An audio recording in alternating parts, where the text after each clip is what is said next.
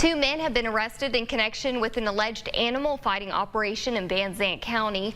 Authorities say 74 birds were removed from the property. 6 of them had to be euthanized due to their wounds.